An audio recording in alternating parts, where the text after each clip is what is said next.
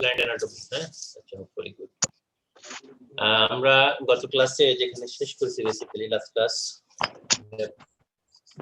on that we started now তো এখানে একটা বাকি ছিল আমাদের বলছিল যে স্পেশালি আমরা পিট করব তাই না পিট বর্ডার পিট দুই ধরনের পিট আছে এই পিটের শীট তোমাদের কাছে অলরেডি আছে আর কিছু কিছু স্ট্রাকচার আছে বাকি করে নিবা আমি যতটুকু ডিসকাস করি ততটুকু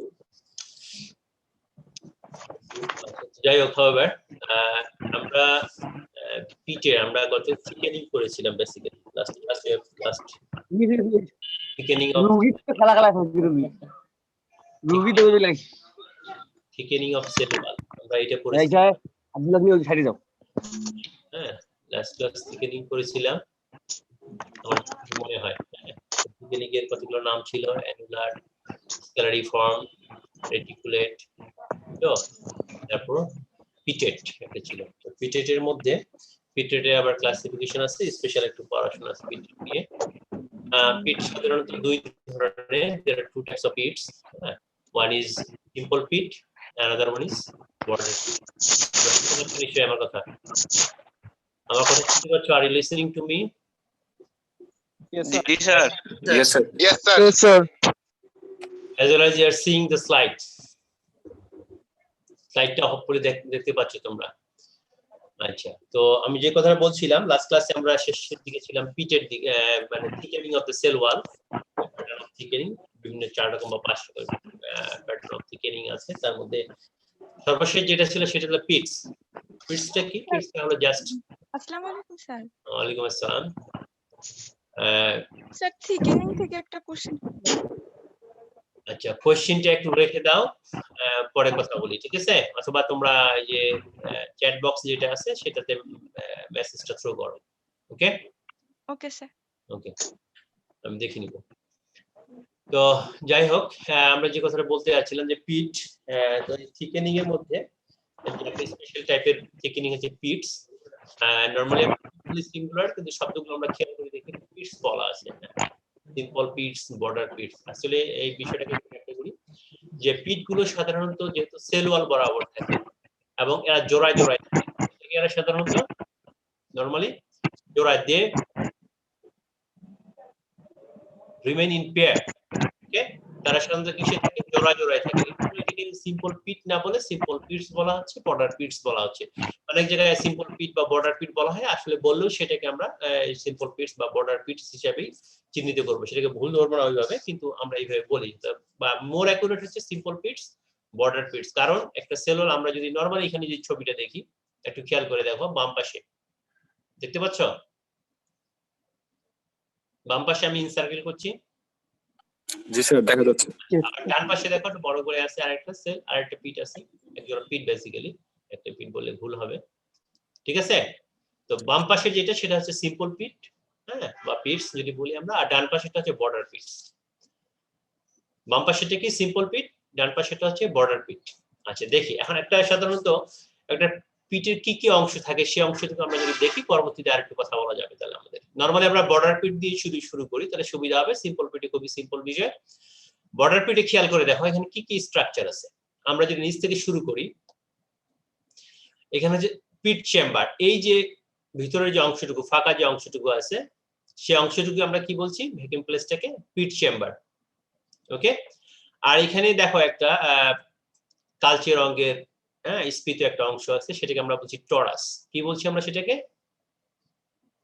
black in color okay densely black in color almost oval shape this is called torus okay and then this portion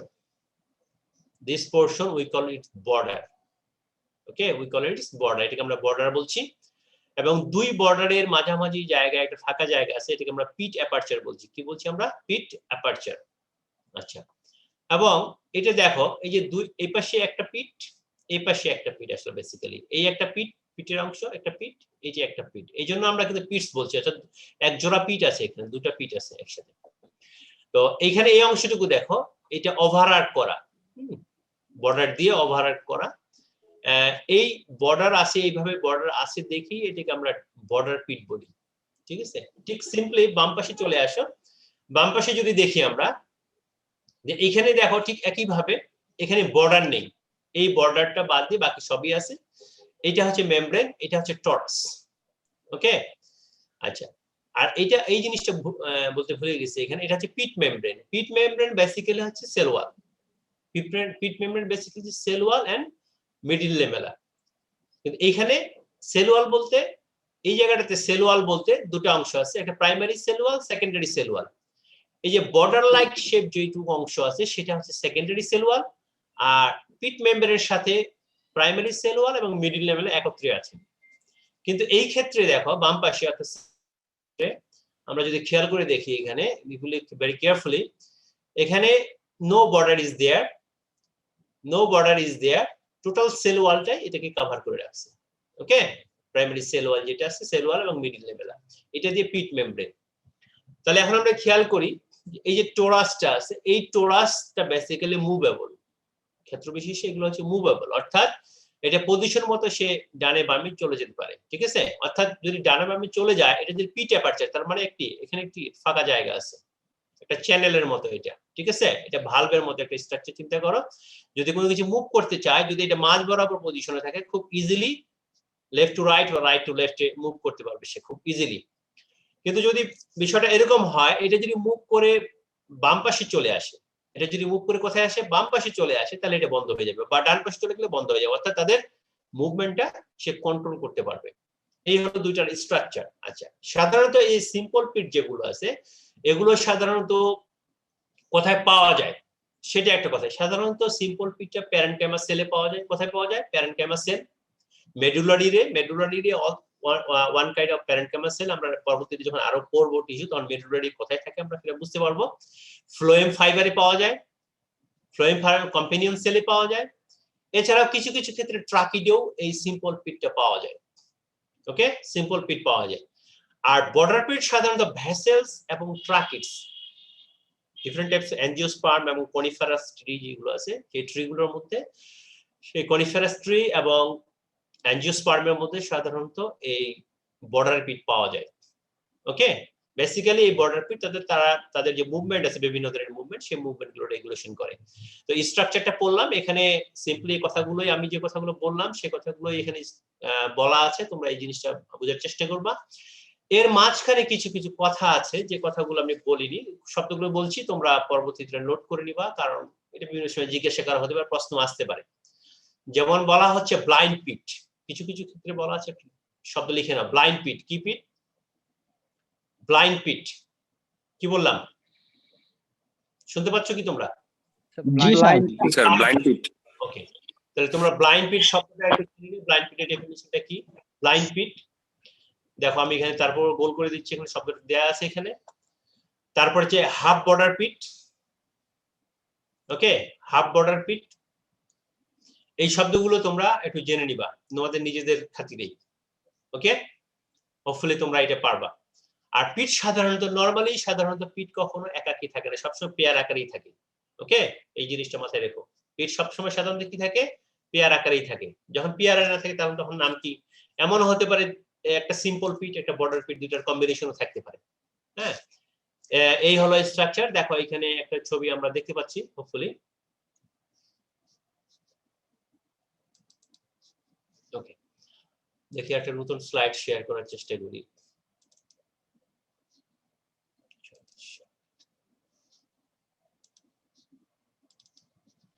নিশ্চয়ই এই স্লাইডটা দেখতে পাচ্ছ তোমরা। পরে একটা স্লাইড, নতুন একটা স্লাইড, 86 পেজ দেখা যায়। জি স্যার দেখা জি যাচ্ছে। স্যার দেখা যাচ্ছে। বর্ডার পিট যে বিষয়টা, সেই বর্ডার পিটটা কিন্তু আবার দেখানো হয়েছে, যখন ওটা বেশ ফোকাস করে দেখেন, দূর থেকে যদি আমরা দেখি এই বর্ডার পিটের অবস্থাগুলো এরকম। তো সুতরাং এই পিট গুলো একটু তোমরা ভালো করে খেয়াল করবা। আর আমি এখানে হালকা করে একটু ড্র করার চেষ্টা করছি, বিশেষ করে বর্ডার পিট সিম্বল কিভাবে আঁকে, যারা আমার মতো আর কি মানে অঙ্কনে দুর্বল তাদের জন্য। যারা স্ট্রং আছে তাদের দরকার নেই। দেখো নরমালি আমি যদি দিয়ে একটা লাইন দেই, এটা বেসিক্যালি আমরা কোন লাইনটা বুঝতে পারছি, পিট মেমব্রেন। আমরা যে কাজটা করব সেটা হচ্ছে জাস্ট দেখো খেয়াল করে, হয়তো ইভেন হবে না, বিশেষ করে যেহেতু আরেকটা সাপোর্ট দিয়ে আমরা আঁকার চেষ্টা করছি।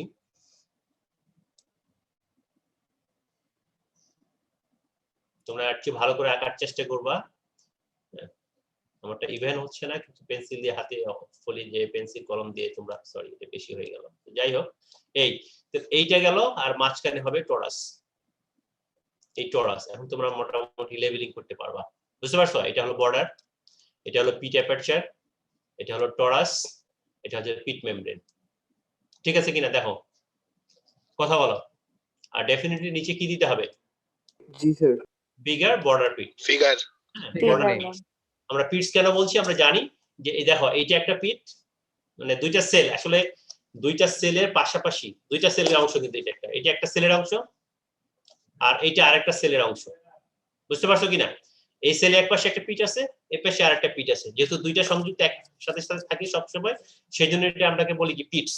হ্যাঁ, আর যদি বর্ডার দেয়া আছে সেকেন্ডারি ওয়াল দিয়ে, সেই জন্য আমরা বর্ডার পিটস বলছি। ওকে, এই হলো বিষয়। এই আর পাশে একটা সারফেস ভিউ দেয়া আছে, এটা তোমাদের বোঝার জন্য ঠিক আছে, ছবি আঁকার জন্য এগুলোই যথেষ্ট।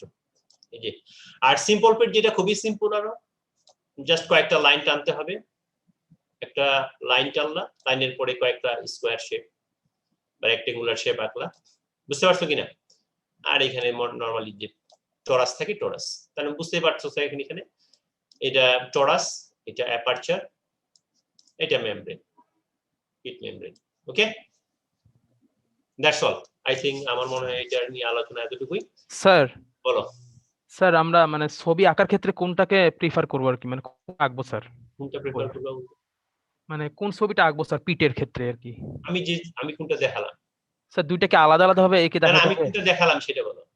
স্যার আপনি বর্ডার পিট দেখালেন, এপাশে আর এপাশে সিম্পল পিট। বাস যেভাবে দেখেছি সেটাই, বাকি তো ছবি তো অনেকগুলো থাকবে, তোমার কাছে তো এক প্রশ্ন নিয়ে পড়ে থাকবে না।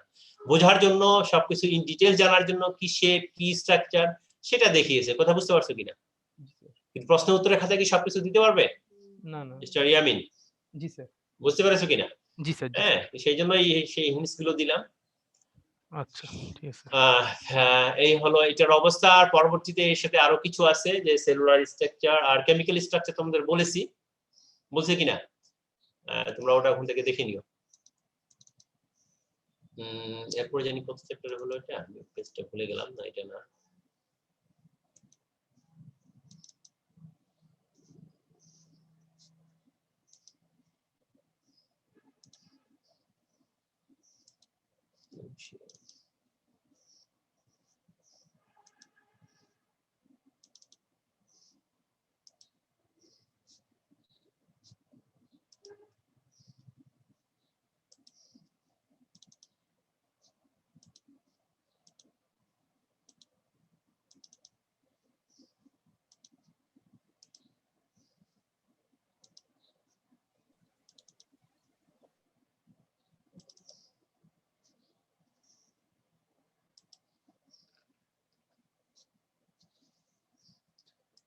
তোমাদের সাথে আরেকটা স্লাইড আমি শেয়ার করার চেষ্টা করছি, দেখো micellar structure, microscopic and submicroscopic structure of cell wall.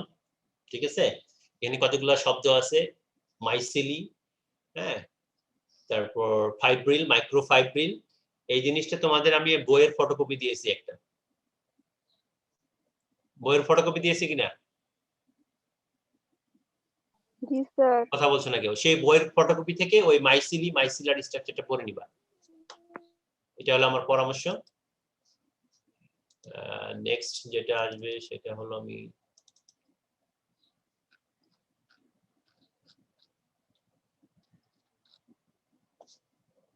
Sorry এটা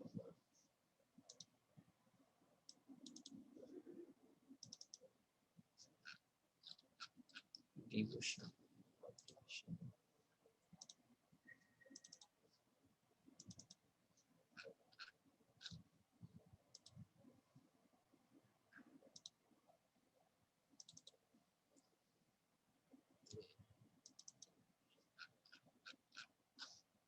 ঠিক আছে,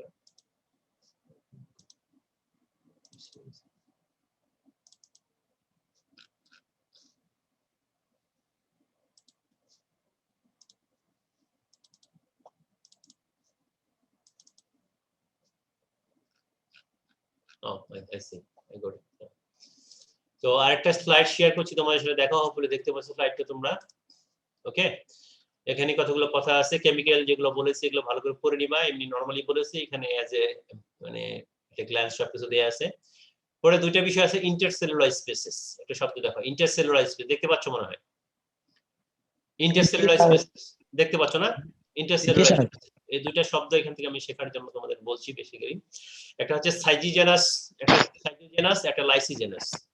হ্যাঁ, সাইজোজেনাস আর লাইসিজেনাস। ওকে, দুটো শব্দ আছে। ইন্টারসেলুলার স্পেসিস অর্থাৎ আমরা যদি সেল আঁকি, এই সেলের মাঝখানে আমি জাস্ট একটু হালকা করে যদি আঁকার চেষ্টা করি, মনে করো এই যে সেল একটা, এটা একটা সেল, এটা একটা সেল, এটা, এই যে সেলের মাঝখানে যে স্পেস আছে এটা নরমালি ইন্টারসেলুলার স্পেসিস। ওকে, এই যে সেলের স্পেসটুকু আছে, বা এখানে একটা সেল আঁকলাম আর একটা, এই যে মাঝখানে যে ফাঁকা জায়গাটুকু আছে এটাকে আমরা ইন্টারসেলুলার স্পেস বলছি। তো এই ইন্টারসেলুলার স্পেসের মধ্যে দুটো টার্ম আমরা ব্যবহার করি, একটা হচ্ছে সাইজিজেনাস ইন্টারসেলুলার স্পেসিস, আর একটা হচ্ছে লাইসিজেনাস ইন্টারসেলুলার স্পেসিস। একটা জিনিস মাথায় রাখবা, যখন বিশেষ করে এই দুই তিনটা সেল যখন একত্রে হয়ে যায়, তাদের মধ্যে যে ইন্টারসেলুলার স্পেসটা তৈরি হয়, এর সাথে সেল ওয়ালের কিছু অংশ মিক্সড হয়ে গিয়ে একটা স্ট্রাকচার তৈরি করে, যেটার নাম হচ্ছে সাইজিজেনাস ইন্টারসেলুলার স্পেস। কথা বুঝে গেছে? মানে কথা যেটা বলতে যাচ্ছি আমি, যে সেল ঠিকই থাকবে, সেলের স্ট্রাকচার চেঞ্জ হবে না, কিন্তু সেল ওয়ালের কিছু অংশ ডিসলভ হয়ে গিয়ে নরমাল যে ইন্টারসেলুলার স্পেস আছে এটার সঙ্গে যুক্ত হয়, যে স্পেসটা তৈরি হয় সেটাকে বলা হয় সাইজোজেনাস ইন্টারসেলুলার স্পেসিস। কি বলা হয় সেটাকে? সাইজোজেনাস ইন্টারসেলুলার স্পেসিস। ইন্টারসেলুলার একটা মনে রাখবা, সাইজোজেনাস। ওকে, সাইজোজেনাস অর্থাৎ নরমালি সেলটা থাকবে, সেলের যে ইন্টারসেলুলার সেটা থাকবে, ইনক্লুডিং যে সেল ওয়ালের কিছু অংশ হয়তো ডিসলভ হবে, কিন্তু সেলটা পুরোপুরি ঠিকই থাকবে, শুধু সেল ওয়ালের কিছু অংশ ডিসলভ হয়, যে স্ট্রাকচার তৈরি করবে সেটাকে আমরা বলি সাইজোজেনাস ইন্টারসেলুলার স্পেসিস। আরেকটা শব্দ আছে লাইসিজেনাস। ওকে, নিচে দেখো এই যে শব্দটা দেখো, লাইসিজেনাস ইন্টারসেলুলার স্পেসিস, উপরে সাইজিজেনাস, নিচে লাইসোজেনাস। লাইসোজেনাসে কি হবে, মনে করো এই সেলগুলো থাকলো, সবই থাকলো, কিন্তু পরবর্তীতে হবে কি, এই সেলগুলো পুরোটাই ধ্বংসপ্রাপ্ত হয়ে যাবে, অর্থাৎ সেলটা পুরোটাই নষ্ট হয়ে যাবে। ঠিক, আমি তো এখানে ডিলিট করতে পারবো না, ডিলিট করতে পারলে ভালো হতো। মনে করো এই ক্ষেত্র বিশেষে এই অংশটুকু, এই সেলটা যে আছে ভিতরে, যে সেলটা আছে, এই যে ভিতরে যে সেলটা আছে, আমি একটু কালার করে দিচ্ছি, মনে করো এটা ডিসলভ হয়ে গেছে। এই বুঝতে পারছো কতটা? দেখো, are you seeing? I have drawn a lot of cells there. 1, 2, 3, 5, 6, 7 cells initially, but then later on I immersed, okay, one cell, that is, it is dissolved, that is lysis, মানে breakdown. এই সেলটা ধ্বংস হয়ে গেছে, যার ফলে এখানে একটা স্পেস তৈরি হয়েছে, এইটাকে বলা হবে লাইসিজেনাস ইন্টারসেলুলার স্পেসিস। কথা বোঝা গেছে না বোঝা যায়? জি স্যার। দুটো পার্ট বুঝা গেছে, লাইসিজেনাস এবং সাইজোজেনাস। Yes sir. লাইসিজেনাস এবং সাইজোজেনাস বুঝা গেছে? জি স্যার। জি স্যার। সাধারণত লাইসিজেনাস যে এটা থাকে শান্ত হাইড্রোফাইট, বা আমরা যে রাইস বলি, রাইসের ক্ষেত্রে এটা দেখা যায়, রাইসের যে স্টেমকে যে সেল ভাগ করে দেখা যায়, অনেক কতগুলো সেল একসাথে ডিফিউজ হয়ে গিয়ে একটা ফাঁকা জায়গা তৈরি গেছে, অর্থাৎ সেলগুলো ডিসলভ হয়ে গেছে, গিয়ে ভেঙে গিয়ে ব্রেকডাউন হয়ে একটা বিশাল স্ট্রাকচার তৈরি করছে, ক্যাভিটির মতো। সেই ক্যাভিটিটাকে আমরা বলছি লাইসিজেনাস ইন্টারসেলুলার স্পেস বা লাইসিজেনাস ক্যাভিটি, লাইসিজেনাস ক্যাভিটিও বলি অনেক সময় আমরা। ওকে, তাহলে এই হলো কথাবার্তা। যদিও আমি আজকে লেকচার ছিল আমার টিস্যু, আমরা জানি যে লাস্ট ক্লাসে কিছু বাকি ছিল, সেটা একটু কমপ্লিট করলাম। হোপফুলি তোমরা আশা করি বুঝতে পেরেছো। এরপরেও যদি কারো কোনো কথা থাকে এটার উপরে বলতে পারো। স্যার সেই ফাঁকা জায়গাগুলোতেই কি স্যার বায়ু থাকতে পারে এবং সেখান হ্যাঁ, থেকে অবশ্যই, রাইস? কাজই তো তাই, পরে দেখবা জিনিসপত্র সব দিয়েছি, তাই না? আচ্ছা স্যার। অল ইনফরমেশন হাজ গিভেন টু ইউ। হ্যাঁ, তোমাদের অতটুকু তো সার্চ করে নিতে হবে, তাই কিনা বলো? জি স্যার। ওয়াইজ কিনা অতটুকু search?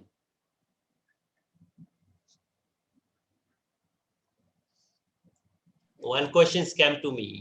One parenchyma cells unthickened. হ্যাঁ, মানে একটা কোয়েশ্চেন আসছে, বুঝতে পারছো? ভালো কোয়েশ্চেন, গুড কোয়েশ্চেন। এখন ঘটনা হচ্ছে কি, এই যে আমার হাতটা আছে, আমি বোঝানোর জন্য বলছি, এই যে হাতটা আছে, এই হাতটা যদি মানে হাতের আঙ্গুলগুলো, এই যে জয়েন্ট গুলো আছে না, আঙ্গুলের জয়েন্ট গুলো আছে কিনা, ইয়েস স্যার। বা এই এলবোর জয়েন্ট আছে না, বা কবজির জয়েন্ট আছে কিনা, রিস্টের জয়েন্ট আছে কিনা, এখন যদি প্রশ্ন করা হয় যে এই জয়েন্টটা কেন এরকম হলো, এটা তো এই অংশের মধ্যে, এলবোর অংশের মধ্যে একেবারে নিরেট হইতে পারতো, শক্ত, বা এইটা না হলে এটার একেবারে শক্ত হইতে পারতো, তাহলে কি হইতো বলো? স্যার মুভমেন্টের সমস্যা হতো। তার মানে কেমন Movement তো হবে না। মানে প্রত্যেকটার একটা ফাংশন আছে, যে এটা এই ধরনের ফাংশন করে। কথা বুঝতে পারছো কিনা? বুঝতে পারছি? এটার উত্তর এইভাবেই দিলাম, তোমরা আরো জি স্যার, খুঁজে নিও, বুঝতে তোমরা পারছি। বুঝতে পারবা জিনিসটাকে। স্যার প্রশ্নটা কি ছিল? প্রশ্নটা বুঝাবো নাই? প্রশ্নটা স্যার। হচ্ছে মানে কথাটা হাতে যে আঙ্গুলগুলো কেন নাড়ানো যায়। আমি বুঝতে পারছি কথাটা? জি স্যার। হ্যাঁ, বিষয়টা এরকম টাইপের আর কি। ওকে, তো যাই জি হোক, স্যার। প্রশ্ন থাকতেই পারে, তোমরা একটু নিজেরা চিন্তা করবা একটু, ঠিক আছে? মূলত প্রত্যেকটা সেলের কিছু কিছু কাজ আছে, স্টোরেজের কাজ আছে। কেউ যদি থিকেন হয়, মোটা হয়ে পড়ে, ঠিক আছে, একটা ইয়াং জুভেনাইল ছেলে, তোমরা যদি এখন বুড়ো মানুষের মতো যদি একেবারে শরীর অবশ হয়ে যায়, তোমাদের চলবে? চলবে কিনা বলো? স্যার বয়স তো কেবল শুরু হইলো। আরে সেটা কথা বলছি না, চলবে কিনা সেটা বলো। না স্যার। না স্যার চলবে না। সেলের কিছু কিছু ফাংশন আছে, যখন সেলের ফাংশন গুলো বলবো তখন আমরা বুঝতে পারবো যে এই ফাংশনের জন্য এটা কাজ করা হয় না, ঠিক আছে? জি স্যার। এই হোপফুলি এতটুকুই, যে প্রশ্ন করেছিল, কে জানি প্রশ্ন করেছিল, যাই হোক, হোপফুলি স্যাটিসফাই হইছো। আর স্যাটিসফাই না হলে আর নিজে খুঁজে নিও, আমার এতটুকুই জানা, বুঝছো? এর চেয়ে বেশি বলতে পারবো না। আরেকটা যেটা হচ্ছে যে সেল গাছ তার নিজের অংশ নির্ধারণ করবে কিভাবে, সে জেনেটিক্যাল একটা পয়েন্ট অফ ভিউ যদি বলি, হ্যাঁ। আর একটা যদি বলি আমরা যে আল্লাহ পাকি ভালো জানেন এটা কি কেন তৈরি করছে, হ্যাঁ। আমাদের দাঁতের জায়গায় যদি নাক থাকতো, নাকের জায়গায় যদি দাঁত থাকতো, কি সুন্দরী না হইতো, তাই না? কথা বলে না কেউ আর।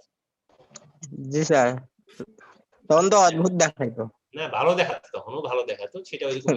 যাই হোক, প্রত্যেকটা ফাংশন আছে, ফাংশন ওয়াইজ আসলে কাজ করে তারা। এখানে কোনো আর কোনো প্রশ্ন আছে কিনা, এই ধরনের ভ্যালিড কোনো প্রশ্ন, বুঝতে কোনো অসুবিধা আছে, এই ধরনের কিছু আছে কিনা বলো। কোনো প্রশ্ন নেই? না স্যার। স্যার লাইসিজেনাসে এই কোষগুলা কি কারণে মারা যাচ্ছে? স্যার স্যার এখানে বলা হয়েছে যে রেজিন। বলো বলো, রেজিন কি বলো শাফায়াত আলম, রেজিন কি হয়েছে, রেজিন সমস্যা কি, রেজিন কি তোমার বলো। স্যার রেজিন মানে রেজিন বা গাছ যে স্যার বের মানে হচ্ছে হলো ইন্টারসেলুলার সিজেনাস ইন্টারসেলুলার স্পেসে বের হচ্ছে, এটা কিভাবে হচ্ছে স্যার? মানে ওই ওই সেলে যে থাকে। স্পেসটা বা ক্যাভিটিটা আরে বাবা, ওটার মাধ্যমে কি বের তোমাদের হচ্ছে? যে কথাগুলো বললাম না, এখানে লেখা আছে যে কম্পোজিটাই বা উম্বিলিফেরেসি যেসব উম্বেলি না, গোত্র ওইখান আম্বেলিফেরি, থেকেই উম্বেলি না। শুধুমাত্র শোনা, উম্বেলি না, আম্বেলিফেরি। ঠিক আছে, তোমার কথা আমি বুঝছি, তোমরা পড়ে নিও। আমার কথাটা হচ্ছে কি, এখন কথাটা বলি। মনে করো তুমি ঢাকা যাবা, তাই তো? ঢাকা কিভাবে যাবা? বাসে এখান থেকে ঢাকা যাবে। যাবা, দিনাজপুর এই যে হাজী দানেশ থেকে তুমি ঢাকা যাবা, কিভাবে যাবা? বাস, বিমানে। ট্রেন, ছাড়া যাইতে বাস পারবা? বা ট্রেন। যে কোনো একটা হয়তো লাগবে, হেঁটে যাও, বাসে যাও, ট্রেনে যাও, এরোপ্লেনে যাও, রকেটে যাও, যেতে যাওয়া তো লাগবে নাকি? এই যে সেলগুলো তৈরি করবে, এই জিনিসগুলো তো পার্টিকুলার জায়গায় পৌঁছাইতে হবে, এর জন্য একটা কি চ্যানেল লাগবে না? জি স্যার। কথা বলে না কেউ আর। স্যার। লজিকটা বোঝার চেষ্টা করো আগে, ঠিক আছে? এখন সব গাছে সব গাছেই তো আর এই সাইটোজেনাস বা লাইসোজেনাস থাকবে না, থাকবে কি? না স্যার। থাকবে না। এই সমস্ত গাছে যা করে, যেমন আম্বেলিফেরি, মানে আম্বেলিফেরি বুঝি আমরা একটা কথা বলি, তাহলে বুঝতে পারবা। ধনিয়া চিনো? জি স্যার। কি ধরনের এটা? জি স্যার। আমি বুঝতে পারছি কথাটা। বা রাবার চিনো? রাবার, জি স্যার। রাবার গাছ না চিনো? রাবার গাছ নাম শুনেছো তো? জি স্যার। জি স্যার। জি স্যার। রাবার গাছে রাবার কি কোন দিক দিয়ে বের হবে? মানুষ একটা বাথরুম রাস্তা থেকে। তৈরি করে দেবে, তারপরে। কথা ক্লিয়ার হয়েছে? জি স্যার। না ক্লিয়ার হয়নি এখনো? না স্যার, ক্লিয়ার হয়েছে। তোমরা আরো পড়াশোনা করবা, আরো আমার চেয়ে ভালো জানবা, এটাই স্বাভাবিক, ঠিক আছে? একটু পড়াশোনা করো, এক্সাম্পল গুলো বলতে হবে, কোথায় কোন জায়গায় পাওয়া যায়, কোন জায়গায় পাওয়া যায় না, কোনটা কি পাওয়া যায় বলে দেওয়া আছে, ঠিক আছে? অলরেডি এইগুলো তোমাদের কাছে আছে, হ্যাঁ। তো সুতরাং হোপফুলি কোনো সমস্যা হবে না। আচ্ছা, আজকে আমরা আহ, তোমাদের সিআর এর কাছে যদি আমি টোটাল আমার যে স্ক্যান কপি গুলো আছে পাঠাই দিই, তাহলে ও তোমাদেরকে দিলে হবে না? জি স্যার। ইয়েস স্যার, হবে স্যার। আচ্ছা, এরপর টিস্যু, এরপরে ক্লাসটা আমরা শুরু করব টিস্যু। এছাড়া আর কোনো ভ্যালিড কোনো কোয়েশ্চেন আছে কিনা থাকলে বলো। স্যার আপনি এখানে বলছিলেন যে সেলগুলা মারা যাচ্ছে, কিন্তু মারা যাওয়ার কারণটা কি?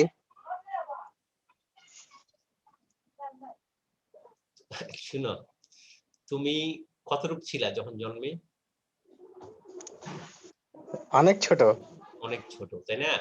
ওই সমস্ত সেল কি তোমার বডিতে আছে? তখন তো মনে হয় ছিল না। তখন ছিল না, এখন আসছে না? আচ্ছা, তাহলে কি মনে করো তোমার বডি থেকে কোনো সেল মরে যায় নাই? জি স্যার। মরছে জি স্যার। না মরে নাই? মরছে স্যার। এবার গ্রো করছে, মরছে। কেন মরছে বলো? টাইম শেষ হয়ে গেছে তাই। তা তো একটা আছে, ডেফিনেটলি একটা তো লাইফ স্পান তো আছে, ঠিক আছে? একটা লাইফ স্পান আছে এক ধরনের বিষয়। আর যে বিষয় প্রয়োজনের খাতিরে একটা ফিজিওলজিক্যাল নিড। কি কথা বুঝতে পারছো কিনা? জি স্যার। আমি বুঝাতে পারছি কথাটা? আমার হাত জন্মের সময় হাত কি এত বড় ছিল? না স্যার। ছোট ছিল। তার মানে প্রয়োজন এটা বাড়ছে, কিন্তু তার মধ্যেও কিন্তু সেল মরতেছে। এই যে যদি নরমালি প্রশ্ন করা হয়, তোমরা তো এখন 2-1 তাই না? 1-1-2 পড়ছো, 1-1 পড়ছো, 1-2 পড়ে বায়োকেমিস্ট্রি নিশ্চয়ই পড়ে ফেলছো। জি স্যার। বায়োকেমিস্ট্রি পড়ছো হোপফুলি। আচ্ছা, বায়োকেমিস্ট্রি যদি পড়ে থাকো, তাহলে বলি আমরা এই যে ভাত প্রতিদিন কেন খাই? একবার খেলে তো হয়ে যেত।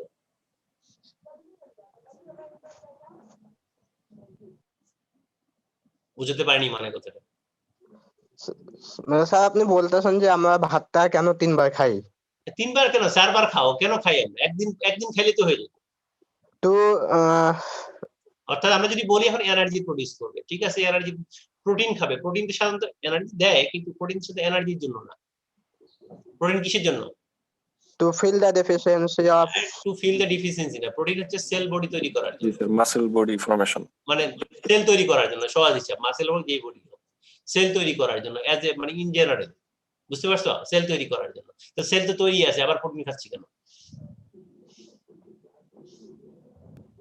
মানে এই অবস্থায় এখন তো আমার গ্রোথটা ফিক্সড হয়ে গেছে।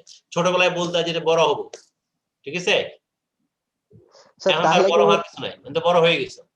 স্যার তাহলে কি এখানে অ্যান্টিজেন আর অ্যান্টিবডির সম্পর্কটা আসবে? হ্যাঁ, বুঝি নাই। তাহলে এই ক্ষেত্রে কি আমার অ্যান্টিবডি এবং অ্যান্টিজেন এই দুইটা তোমার সম্পর্ক অ্যান্টিবডি কি? অ্যান্টিজেন বেশি বুঝে গেছো তুমি। ওগুলো অ্যান্টিবডি, সেল প্রতিনিয়ত মারা যাচ্ছে, ঠিক আছে? ওই যে একটা স্যার এখন আমরা প্রোটিন কেন খাই সেটা হচ্ছে প্রশ্ন, তাই না? হ্যাঁ, এখন ঘটনা স্যার হচ্ছে এখন সেল হচ্ছে আমাদের আমাদের দুইটা। ধরেন যে এখন আমি বলি, গ্রোথ কথা হচ্ছে বলি। আমাদের ফিক্স। আচ্ছা, লেট মি সে, প্রথমটা হচ্ছে সেল, নতুন সেল ডেভেলপ করতেছে, পুরাতন সেল মারা যাচ্ছে। প্রত্যেকটা সেলের একটা বয়স আছে, সেল মারা যাচ্ছে, বুঝতে পারছো? এই যে আমরা গা পরিষ্কার করি না, ময়লা ওঠে না? কথা বলে না। জি ময়লা স্যার। ওঠে না? জি স্যার। এই ময়লা কোথাকার? ধুলাবালি সব? সেলও উঠে যাচ্ছে। নো স্যার, উইথ এই যে সেলগুলো মারা যাচ্ছে, এটারও কিছু অংশ তুমি পরীক্ষা করে দেখতে পারো, যে আমি 7 দিন ঘরে বাইরে বাড়বো না, এয়ার ডাস্ট এয়ার প্রুফে থাকবা, তারপরে কিন্তু ময়লা বেরোচ্ছে, কোত্থেকে বেরোলো? অর্থাৎ সেল প্রতিনিয়ত মারা যাচ্ছে। এই সেলগুলোকে রিপ্লেস করার জন্য, ডেভেলপমেন্ট করার জন্য প্রতিনিয়ত আমাদের খাবার খেতে বিভিন্ন ধরনের, যেমন কার্বোহাইড্রেট খাই, ফ্যাট খাই, এনার্জি তৈরির জন্য, এনার্জি প্রোডাকশন, মুভমেন্টের জন্য। আর প্রোটিন বা এই জাতীয় খাবার সাথে সাথে ওগুলোও লাগে, সেটা হচ্ছে কি বিল্ডিং ব্লক তৈরি করার জন্য বা মেইনটেইন করার জন্য। একসময় খেয়েছি বড় হওয়ার জন্য, এখন খাই মেইনটেইন করার জন্য। বুঝে গেছে? বুঝো নাই? বেশি বেশি ডিম খাবা, জি স্যার। বুঝতে পারছো? জি স্যার। আচ্ছা, আর কোনো প্রশ্ন আছে এখানে? জি স্যার, এই বুঝতে ধরনের পারছি। প্রশ্ন করো, যেটা তোমাদের এইটাতে বুঝতে অসুবিধা, এই ধরনের প্রশ্ন করো। তোমরা প্রশ্ন চলে যাচ্ছে অন্য ধরনের প্রশ্নে, যেগুলোর প্রশ্নের কোনো আসলে দরকার নেই। বলো, কথা বলবো না কেউ আর? না, ভয় পাওয়ার কোনো কারণ নাই যে স্যার মানা করছে তারপরে প্রশ্ন করতেছি। বুঝতে পারছি কথাটা? এরকম মনে করার কারণ নেই। বলো।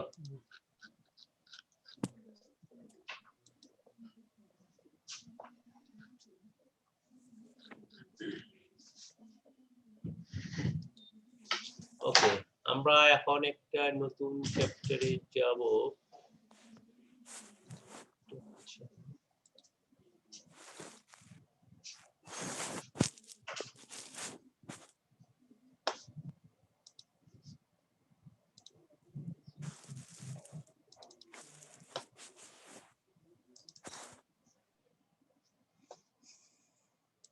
আমি টিস্যুর একটু হালকা কিছু শুরু করে দিই আজকে, ঠিক আছে? টিস্যু তো জানো না? না জানো না? Yes, sir. জানি, sir. জানো, পড়েছো অলরেডি তোমরা। আমরা জাস্ট রিপিট করছি তোমাদের রিমাইন্ড করে দেওয়ার জন্য। সাথে সাথে যেহেতু যা পড়ে আসে তুমি কি পড়ছো না পড়ছো সব ভুলে গেছো, ঠিক আছে? অনেকের হয়তো এটা বায়োলজি ছিলও না, এমনও হতে পারে, ঠিক আছে? তো যাই হোক, তারপর আমরা টুকটাক কিছু জানি না যে একেবারে তা না। তো এই ক্ষেত্রে এই টিস্যুর যে নোটটা আছে পুরোটাই আমার তোমাদের যে সিআর আমার সাথে যে যোগাযোগ করে কি আশিকুল নাম সম্ভবত পারে, ওকে? আশিকুল ইসলাম নাফিস। গুড গুড, মোহাম্মদ আশিকুল ইসলাম নাফিস, তোমরা ভালো জানো। হ্যাঁ, তো আশিকুল ইসলাম নাফিসকে আমি টিস্যুর পুরো চ্যাপ্টারটা এখনই পাঠিয়ে দিচ্ছি, ঠিক আছে? জি স্যার। ও তোমাদেরকে দিয়ে দিবে। আজকে শুধু জাস্ট তোমাদের সাথে আমি কিছু ডেফিনিশন আর কিছু ক্লাসিফিকেশন একটু পড়বো। বাকি যা আছে হয়তো মিস্টার অ্যাটাচমেন্ট সেন্ড হোক, চলে যাবে কিছুক্ষণের মধ্যে, হোপফুলি চলে গেছে, ঠিক আছে? ওর কাছে চলে গেছে। ওকে, টিস্যু নিয়ে যে যত চ্যাপ্টার আছে কয়েকটা পেজ পর ইন্ডিভিজুয়াল পেজ ওর কাছে চলে গেছে, ঠিক আছে? তো আজকে তোমাদের সাথে আমি যেটুকু শেয়ার করতে চাই সেটা তো আমরা তো আছি এখানে।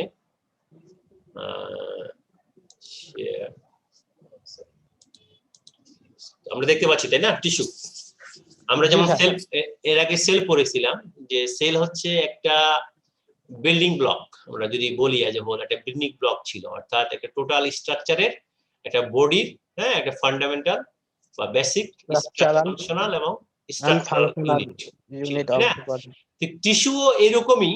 তো কিন্তু টিস্যু গুলো হচ্ছে কি, বলা হচ্ছে শুধু একটা সেল না, অসংখ্য সেল নিয়ে, ঠিক আছে? টিস্যু হচ্ছে কি অসংখ্য সেল নিয়ে, অসংখ্য মাস, এ গ্রুপ অফ সেল। আমরা যদি বলি এ গ্রুপ অফ সেল, হ্যাঁ, আর এ মাস অফ সেল যদি আমরা একত্রে করি, এবং কিছু ডেফিনিশন কিছু শর্ত আছে যে এখানে কিছু সেল, এখানে কিছু সেল, এখানে কিছু সেল, সব মিলে কিন্তু টিস্যু হবে না। তো কিছু cell, a group of cell or mass of cell that are alike in origin, কি হতে হবে? একই রকম অরিজিন, স্ট্রাকচার এন্ড ফাংশন। এই তিনটা বিষয় যদি ঠিক থাকে তাদের, তাহলে তাদেরকে আমরা কি বলবো? টিস্যু। কি বললাম? A mass of cell or group of cell, they have the same origin, structure and function. তাহলে আমরা এটাকে আমরা কি বলবো? টিস্যু, ঠিক আছে? Specially origin, structure and function, এই তিনটা বিষয় যদি একত্রে থাকে, ডেফিনেটলি মনে রাখবা এই ডেফিনিশন দেওয়ার সময় অবশ্যই কথাটা বলতে হবে group of cells or mass of cells. বুঝতে পারছো কিনা? অথবা a lot of cells together, কথাটা হয়তো হবে together. A lot of cell আছে বিভিন্ন জায়গায় আছে, হবে না, together, okay? they are alike in origin, structure and function, okay? এরকম যদি হয় তাহলে আমরা সেটাকে বলবো টিস্যু, ঠিক আছে? এন্ড টিস্যু আমরা যদি ইন জেনারেল ভাগ করি, টিস্যু দুই ধরনের হতে পারে, একটা ভেজিটেটিভ টিস্যু, একটা রিপ্রোডাক্টিভ টিস্যু। ভেজিটেটিভ এবং রিপ্রোডাক্টিভ কি? অর্থাৎ যে অংশটুকু একটা গাছের বা একটা প্ল্যান্টের ভেজিটেটিভ পার্ট তৈরি করে তাকে ভেজিটেটিভ টিস্যু বলা হয়, আর যে অংশটুকু রিপ্রোডাকশনের কাজে, অর্থাৎ ফুল, ফল, বীজ এগুলো তৈরি করে, তাদেরকে আমরা বলি রিপ্রোডাক্টিভ টিস্যু, যে ধরনের সেলগুলো। এটা হচ্ছে প্ল্যান্ট বডি অনুযায়ী। কিন্তু আমাদের স্টাডি পয়েন্ট অফ ভিউ, অর্থাৎ আমরা যে আঙ্গিকে পড়াশোনা করি, এইভাবে যদি ভাগ করি, তাহলে এটাকে আমরা তিন ভাগে ভাগ করতে পারি। কয় ভাগে ভাগ করতে পারি? তিন ভাগে। কয় ভাগে ভাগ করতে পারি আমরা? তিন ভাগে। আমি দেখো এখানে দেয়া আছে, আমি জাস্ট আন্ডারলাইন করার চেষ্টা করছি। দেখো এখানে মেরিস্টেম, প্রথম হচ্ছে meristem, permanent tissue and secretory tissue. বোঝা যায় কিনা দেখো, দেখা যায়? জি sir. Meristem or meristematic tissue, permanent tissue and secretory tissue, এই তিন ধরনের, মেরিস্টেমেটিক, পার্মানেন্ট এন্ড সিক্রেটরি। একটা জিনিস মাথায় মনে রাখো, শুধু পার্মানেন্ট শব্দটা তো বুঝছো, দে আর পার্মানেন্ট। পার্মানেন্ট কি? অর্থাৎ তাদের কোনো চেঞ্জ নাই। এই কথাটা যদি বুঝি তাহলে বুঝতে সুবিধা হবে। আর মেরিস্টেমেটিক টিস্যু মানে হচ্ছে they have dividing part, they are always dividing.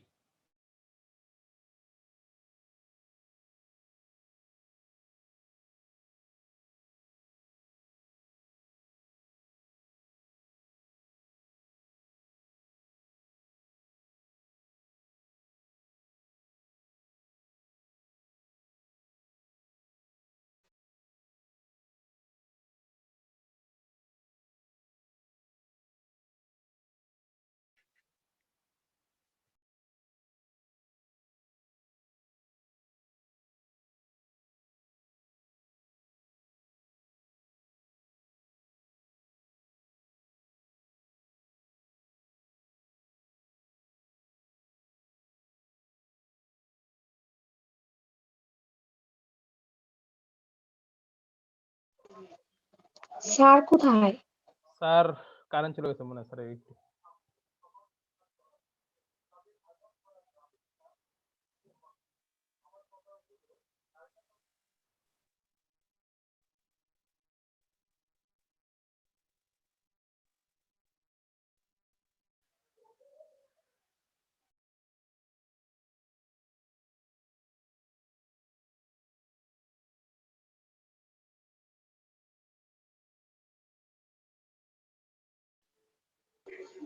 Sir থেকে ছিল। স্যারের ওখানে কারেন্ট চলে গেছে maybe। স্যারের ওখানে বিদ্যুৎ চলে গেছে রে, কারেন্ট নেই ওখানে। তাই হবে। স্যার একটু পরে আসবে, কারেন্ট আসলে চলে আসবে। আজকে সবার জন্য ছুটি।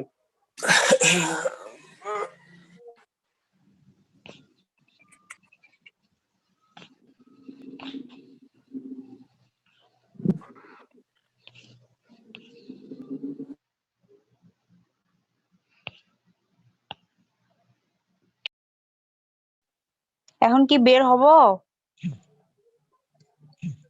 না এখনো বের হওয়া যাবে না। স্যার আসতে দে, স্যার তো আসবে, স্যারের তো প্রবলেম হয়েছে, আবার চলে আসবে। যে কোনো সময় চলে আসবে, থাক সবাই, বেরোস না। আচ্ছা, হাসান স্যারের সিটি ক্লাসটা কি রেকর্ড করছে কেউ? ক্লাস হলো এতক্ষণ? ক্লাস তো হলোই। সবাই এত অধৈর্য কেন? একটু ওয়েট কর। বয়সটাই তো অধৈর্য।